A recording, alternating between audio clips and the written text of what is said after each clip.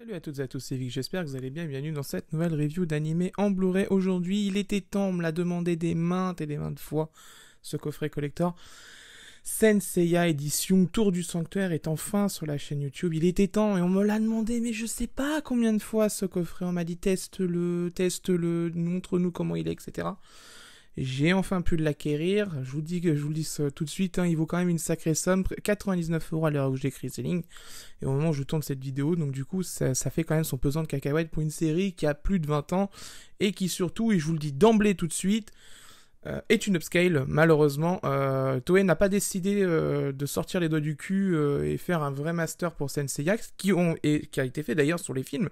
Ils ont fait une renumérisation complète pour faire un master mi-80p de très très haute qualité, et la série, je vous le dis tout de suite, c'est un upscale du master SD d'époque. Donc malheureusement, pour ceux qui voulaient absolument Senseiya en vrai HD avec une qualité de ouf, etc., voilà, c'est pas pour aujourd'hui encore. Donc, ce coffret, comment dire, déjà, c'est un coffret qui arrive dans une boîte en carton avec un design assez sobre quand même, avec une illustration de Saori. D'ailleurs, j'attire votre attention sur cette illustration. Je vous la mettrai en photo parce que la boîte en carton ne rentre absolument pas dans le champ, donc voilà. Je vous mettrai des photos. L'illustration de Saori, j'ai l'impression que c'est une illustration qui vient de Senseiya Hades, donc l'arc Hades, que sur une illustration d'origine de Senseiya, la série d'origine. Vous me direz dans les commentaires ce que vous en pensez. Mais je pense que c'est une illustration d'Hades et non une illustration de la série d'origine. Bref, à part tes fêtes. Donc voici le coffret en question. Donc, quand vous recevez le coffret, vous avez ceci, quand vous ouvrez la boîte et vous enlevez le polystyrène, etc., vous avez ceci. Ceci, c'est la tour du sanctuaire, je sais pas si vous vous souvenez dans la série. Vous avez l'horloge où il y a les 12 flammes bleues qui sont là, et qui font de façon, justement, pour dire, il reste tant de temps, il reste 12 heures concrètement avant la fin. De l'horloge, et que du coup Athéna meurt. Donc tout ça, je vous spoil un peu, mais bon, c'est Senseiya quand même, enfin c'est bon, tout le monde l'a vu. Donc voilà, donc ils ont repris ce coffret là. Alors ça peut être une bonne idée et une mauvaise idée. C'est une bonne idée parce que c'est vrai que l'arc sanctuaire a quand même été, je pense, assez culte, hein. On a vu des bastons de ouf. Le combat contre Shaka, tout le monde s'en souviendra, et je pense que c'est un des meilleurs de la série. Mais voilà, donc ils ont repris la tour. Moi, j'aurais préféré qu'ils reprennent soit la boîte, la caisse qui contient l'armure de Seiya, de l'armure de Pégase, tout simplement, ou autre chose, ou l'armure d'or. Ça aurait été vraiment stylé, l'armure du Sagittaire, une boîte en or, vraiment, bon, elle est pas en or, mais dorée, bien brillant. Je pense que ça aurait été quand même vachement classe d'avoir l'armure du Sagittaire sur sa bibliothèque. Ça aurait fait quand même grave stylé. Bref, donc voilà, donc ça c'est la caisse qui contient les 3 coffrets Blu-ray. Alors les 3 coffrets Blu-ray, ils sont ici. Donc voilà, donc la texture du truc est un peu bizarre. Donc vous voyez, il y a la numérotation ici du coffret exact que c'est. Voilà, je vous le montre, c'est ici. Il y a un numéro qui indique quel numéro de coffret j'ai. Et donc du coup avec les mentions copyright. Et ici vous avez un petit endroit pour mettre votre pouce, vous tirez, et ici, il y a les coffrets Blu-ray qui sont ici. Alors, je vous mens pas, ça a l'air d'être une sorte de résine ou de bois, je sais pas, mais bon, bref. Ça fait un peu pas sérieux quand même, je trouve. J'aurais préféré qu'elle souffle par le haut. Ça craque même un petit peu, assez souvent quand même, j'ai des trucs qui craquent dedans. Donc voilà, donc c'est une tour qui est avec un effet patiné, mais qui malheureusement, je vais vous l'afficher ici en gros détail. Vous voyez le soleil qui est là. Malheureusement, je trouve que il a pas été très bien peint et c'est pas très joli. Ça manque de finition en fait. Ils ont fait un effet patiné dessus et tout. C'est sympa. C'est vrai que de loin ça va, mais dès qu'on se rapproche et qu'on voit ça, là vous voyez la peinture bave derrière. C'est quand même un peu dommage, hein, mine de rien. Et c'est comme ça un peu partout. D'ailleurs, les soleils sont d'une qualité assez inégale en fonction des faces. Mais voilà, vous entendez, en plus il y a du bruit dedans. Mais voilà, ils ont fait un effet patiné. On voit aussi, je pense, je sais pas. Vous me direz dans les commentaires ce que vous en pensez. Mais on voit de temps en temps, voilà, sur les endroits comme ça, voilà, les traces de colle, les jointures de colle. Voilà, vous voyez, là, on le voit ici, là. Là, regardez, là, on le voit bien ici. C'est un peu bizarre, mais bon, ouais, c'est une boîte, hein, c'est sympa. Ça fait un effet satiné sympathique, mais bon, franchement, je pense que d'un point de vue fan, je pense que tout le monde aurait préféré soit la caisse qui contient l'armure de Pégase, soit la caisse qui contient l'armure d'or du Sagittaire. Ça aurait été quand même beaucoup plus stylé que la tour du sanctuaire, etc. Donc bon, bref. Donc ça, c'est la boîte en question, hein, qui contient du coup les 3 coffrets Blu-ray. Je vais mettre la boîte ailleurs. Hop, je vais vous amener les coffrets. Donc voilà, donc les coffrets, alors en plus, vous voyez, ça fait une poussière quand on manipule le truc. C'est assez relou. Donc voilà, donc ça c'est les 3 coffrets que vous recevrez avec le coffret le coffret Sanctuaire. Alors, comment vous dire? Il n'y a pas de livret, il n'y a pas d'artbook, il n'y a pas d'interview, il n'y a pas de bonus. Ça, quand même, c'est un petit peu dommage sur une édition aussi chère comme ça de pas fournir du goodies vraiment exclusif pour vraiment marquer que c'est une édition prestige. Hormis la boîte, sincèrement, il n'y a pas grand-chose qui diffère de l'édition où il y a les 3 coffrets que vous avez sous les yeux seuls et l'édition avec la caisse. Il n'y a rien, à part la boîte en carton qui contient la caisse et la caisse, il n'y a rien d'autre qui suit. Donc franchement, ça peut ne pas justifier le prix de l'achat. Je vous le dis tout de suite, hein, moi je préfère être honnête, mais voilà. Donc voilà, donc ça c'est les 3 coffrets Blu-ray. Donc c'est coupé par arc, bien sûr. Donc on a la reconquête de l'armure d'or. Donc si vous vous souvenez, c'est toute la traque avec... Iki, le chevalier du Phénix, etc. qu'il faut retrouver, il faut retrouver l'armure d'or, blablabla. Bla. Le sanctuaire, on va jusqu'au pop, en grand pop entre guillemets, et on a l'arc Asgard et Poséidon qui sont coupés d'ailleurs. Ce dernier coffret c'est coupé en 2 parce que la série a quand même été, voilà, le dernier arc a été quand même pas mal raccourci, mais voilà, donc globalement cette édition comprend l'intégralité de la série télé. Ça ne contient pas les films, ni les OAV, ni les trucs qui ont pu être un peu en extérieur, etc. Donc pour montrer un petit peu le design, globalement, bon bah, c'est pas non plus un design super folichon hein, quand même, hein, faut être honnête, c'est assez... bon, je sais pas, il manquait quelque chose, je pense que AB a raté un peu le coche là-dessus, donc voilà, mais bon, globalement, c'est une édition qui va s'adresser aux collectionneurs. Hein. Donc voilà, donc le speech de la série, la capture d'écran, qui d'ailleurs les illustrations sont bien plus belles sur le coffret que dans l'animé, je vous le dis sincèrement, on en reparlera après dans la review technique. Quelques captures d'écran et les spécifications techniques. Et je peux vous dire que les spécifications techniques, voilà, 4BD50, bon bah ça c'est sympa, on peut avoir beaucoup de bitrate, mais comme ils ont compressé beaucoup les épisodes, ça fait que les épisodes dépassent jamais les 30 mégabits par seconde, voire même les 27. Hein. Donc c'est en VO-VF, alors je vous le dis tout de suite, certains passages de la VF, comme ils étaient coupés à l'époque, il peut y avoir du coup un retour de la VO avec l'activation des sous-titres, c'est tout à fait normal, il y a des scènes qui étaient impossibles à retrouver au niveau VF parce qu'elles n'avaient pas été tournées, parce qu'on avait reçu des masters italiens, je crois de mémoire, qui ont fait que, voilà, bref, c'est tout compliqué, il y a plein de dossiers qui en parlent sur internet, je vous laisserai aller les voir. Donc, du coup, ça fait 11 heures de programme sur ce coffret. Malheureusement, je vous le dis, niveau design, enfin voilà, c'est... Je sais pas, déjà en plus la bande ici, c'est pas très joli, ça manque de design. Franchement, je pense qu'en Espagne, ils ont fait quand même mieux. Déjà en Espagne, ils ont accès au Blu-ray de Senseiya Hades, que nous on n'aura jamais. Donc première partie du coffret, voilà, on le voit ici, il y a la liste des épisodes qui est juste là. Je vous le mets. J'ai un peu de mal avec l'angle de vision, parce que je sais pas si vous avez remarqué, mais je l'ai changé. Maintenant, on est au-dessus des coffrets, on n'est plus sur le côté. Donc voilà, donc là, on a la liste des épisodes, et on a les disques de Senseiya, qui, moi, je trouve, sont plutôt pas mal. Ils sont quand même plutôt chouettes. Mais voilà, il faut être honnête, c'est pas ce que j'aurais attendu pour une édition d'un animé aussi culte. Je veux dire, Senseiya, quand même, c'est un animé qui a marqué les esprits à sa sortie, enfin à sa diffusion en France. Donc quand même, c'était quand même important de montrer tout ça. Oui, d'ailleurs, excusez-moi, j'ai oublié de montrer. Il y a des illustrations, bien sûr, sur le Digipack. J'ai oublié de vous les montrer. Hop, voilà. Veuillez m'excuser. Hop. Voilà. Voilà. Bon, concrètement, voilà. Voilà. Je pense que, sincèrement, vous me direz de toute façon dans les commentaires ce que vous en penserez, parce que ce coffret s'adresse de toute façon aux collectionneurs de Senseiya, faut pas rêver. L'édition Tour du Sanctuaire s'adressera qu'aux collectionneurs, il faut pas se leurrer. AB a voulu faire beaucoup de coffrets, etc., en pensant que ça allait se vendre comme masse, il en reste énormément. Donc, preuve qu'ils se sont trompés. Deuxième coffret, donc ça c'est l'arc du Sanctuaire. Bonne nouvelle, du coup, on a les chevaliers d'or qui sont dessus. La couleur du fond change. Hop, je vous remets le disque à l'endroit. Hop. Voilà, on a les différents chevaliers d'or. Mon préféré, bien sûr, c'est Shaka, le chevalier de la Vierge, tout simplement, qui est le plus fort, je pense, de la série. Vous me direz de toute façon dans les commentaires ce que vous en pensez, mais moi je pense que c'est quand même le chevalier de la Vierge. Pour ceux qui ont vu Senseiya Hades, vous savez de quoi je parle.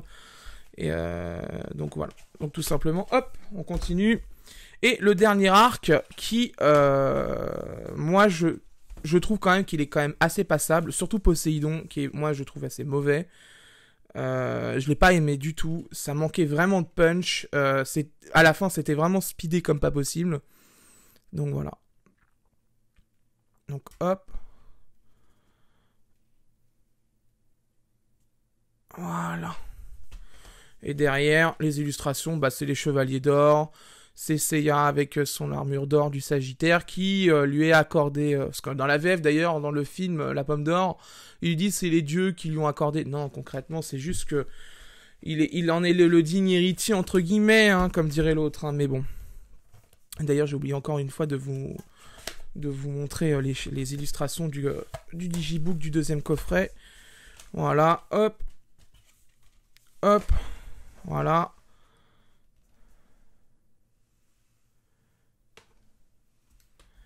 Voilà.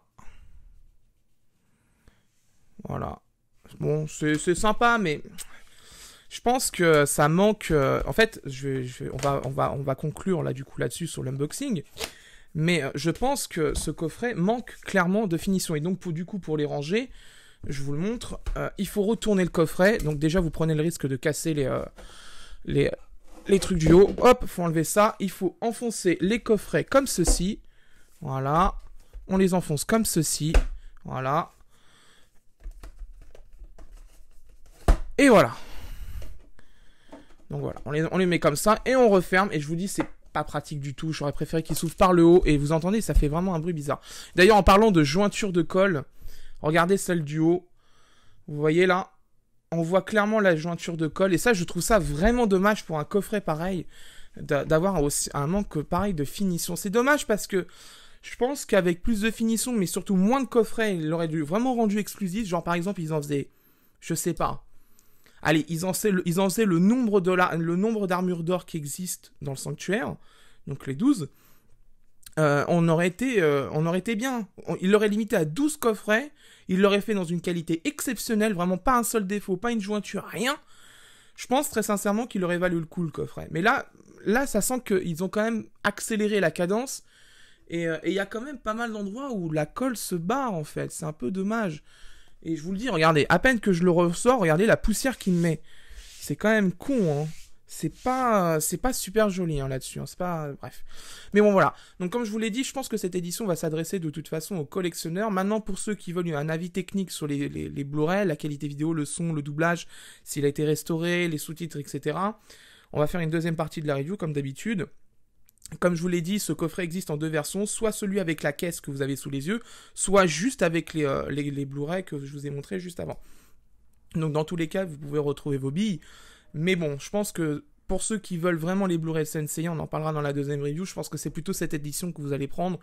Parce que bon, c'est quand même un bel hommage à la série, la caisse est plutôt sympa entre guillemets, même si un manque de finition, c'est quand même plutôt pas mal. Mais maintenant, on va passer à la deuxième partie de la review, l'aspect technique, le son, vidéo, image, etc. On va en parler.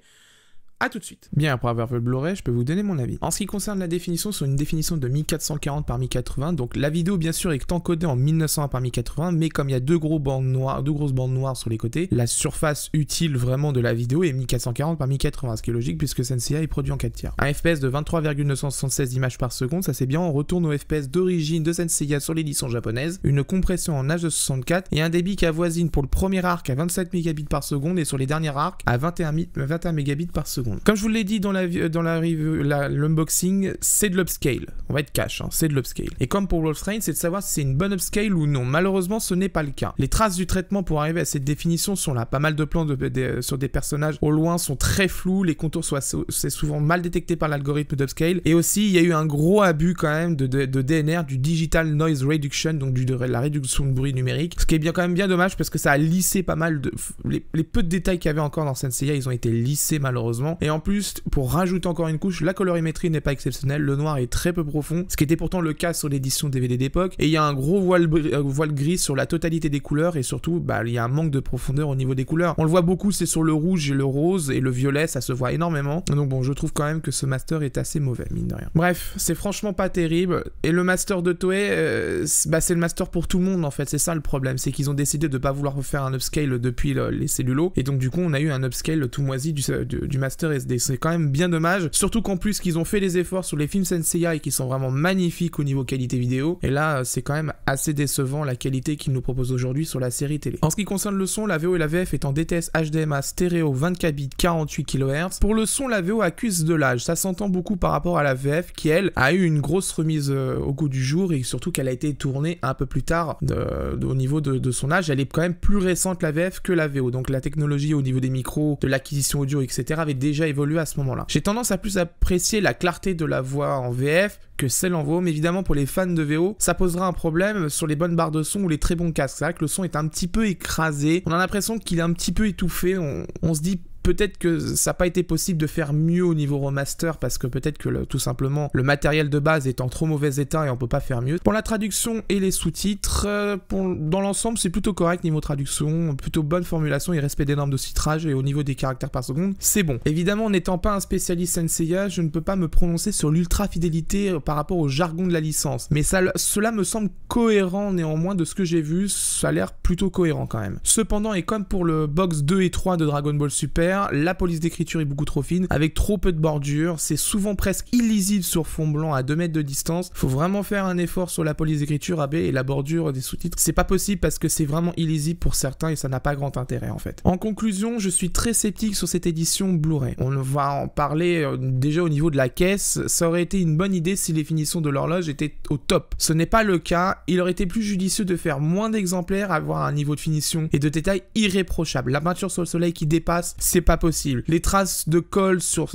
les bords de certains éléments, ça non plus, c'est pas possible. Les éléments qui sont un peu cassés à droite et à gauche, c'est pas possible. Les cloques de plastique sur la coque, sur la caisse, ça non plus, c'est pas possible. Il y a des choses qu'on ne peut pas accepter dans une édition qui s'adresse à un public de collectionneurs, de hardcore fans de Senseiya, et ça, on en a le parfait exemple aujourd'hui. Cette caisse manque de finition et c'est vraiment dommage parce que l'idée était bonne à la base. Maintenant, les Blu-ray, évidemment, une déception, un animé pareil finir avec un master upscale en HD avec un abus de filtre de réduction de bruit, un contraste pas terrible sans vrai remaster digne ce nom, c'est très décevant de la part de Toei. Heureusement que la qualité audio de la VF remonte le niveau, qu'on a un retour en 23,976. Voilà, il y a quand même des choses qui permettent de se dire bon, c'est quand même pas si mal, mais pour les hardcore fans de Senseiya, il y aura quand même une grosse déception et surtout pour les puristes vidéo, là c'est même pas la peine, c'est beaucoup trop éloigné de ce que normalement on devrait attendre d'un remaster d'Issono. Surtout qu'en plus c'est possible de faire des choses vraiment propres. On l'a vu avec Rémi sans famille, on l'a vu sur tous les animés assez anciens, si vraiment on veut faire un remaster, c'est possible. Il faut s'en donner les moyens, mais c'est vraiment possible. En bref, je recommande cette édition précise aux collectionneurs et aux hardcore fans de Senseiya qui fermeront les yeux sur les défauts. Pour les autres, si vous avez les DVD, gardez-les. L'achat de ce Blu-ray n'est pas justifié, surtout au vu de prix de l'édition Prestige, 90 € à l'heure où j'écris ces lignes, presque similaire sur Animstore pour les 3 coffrets seuls plus le film. Il y a que sur Amazon où les 3 coffrets seuls sont moins chers au moment où j'ai tourné cette vidéo. Ils étaient environ à 75 €, vous aurez les liens dans la description de toute façon pour acheter